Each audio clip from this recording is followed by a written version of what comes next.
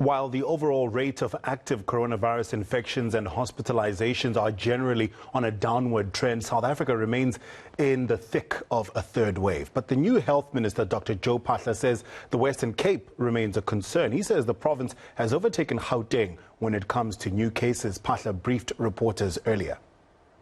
As we have seen in the first and the second wave, this is more like a relay race. As one province goes down in numbers, another province takes over.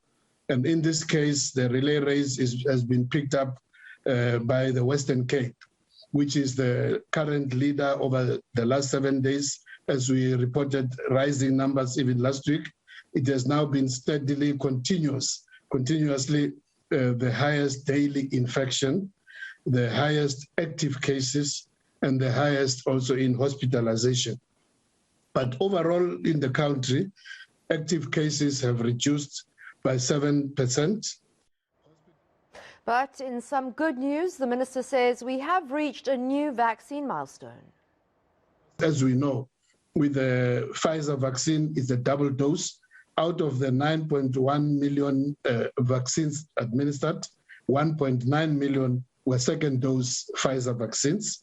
So the fully vaccinated people in our country currently, that is either with the one dose J&J or with 2 doses of Pfizer.